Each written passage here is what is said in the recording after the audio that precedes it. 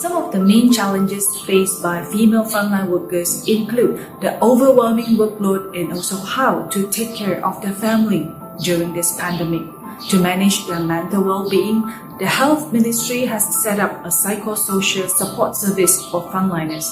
On the other hand, the Selangor State Government has allocated in its economic stimulus package 1.5 million ringgit for frontliners' children's care incentive that will benefit 2,500 families. Apart from these existing measures, in my opinion, it is also important to monitor workplace gender inequality and to ensure women representation in decision-making of all levels. The government has announced financial aid for small and medium industry, and I think there should be special aid program targeting economic activities involving mainly women, such as small businesses, cottage industry, informal sector, and so on. Besides, it is also important to help women entrepreneurs to transform and digitalize their business in order to increase their competitiveness.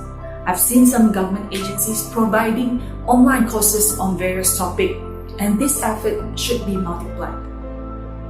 Regarding supports to migrant workers overseas, I would like to pick one example about female Malaysians working in Singapore. The movement restriction order has made the usual daily or weekly commuting impossible. Sharing and discussions on social media and also with the assistance of a lawmaker from the Johor states has triggered an effort that managed to help more than 300 working mothers to send their frozen breast milk from Singapore back home every week to their babies.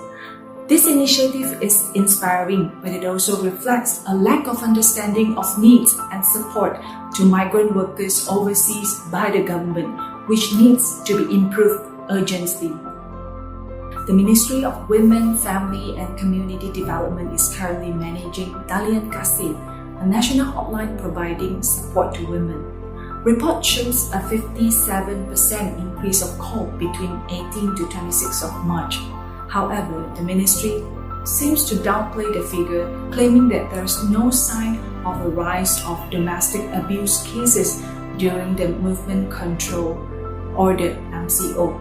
In fact, this hotline service was initially suspended during the beginning of MCO and only reinstated after receiving backlash from the public. The ministry has also previously run a failed campaign during the very beginning of MCO that urged women to be submissive towards their husband, using Doraemon, the cartoon character, as an example. This controversial campaign has drawn a lot of critics and protests. It has eventually hit the international news too. In my opinion, the government should provide more funds to related NGOs to run awareness as well as support campaign. The government should also provide emergency shelter and financial aid to victims of domestic abuses during MCO. The positive side of the movement control order could be the increased awareness among family members about the role and burden of women being the main caregiver at home. This will eventually provide an opportunity for better redistribution of role and burden between men and women. The government too can play an active role in providing incentive to the public sector to encourage recognition of unpaid work by women at home. Another example would be the iSuri scheme provided by the previous Pakatan Harapan government, which is similar to the Employees Provident Fund for housewives. All eligible housewives can open up an account and make monthly minimum contribution into their retirement contribution account in order to receive incentive from the government.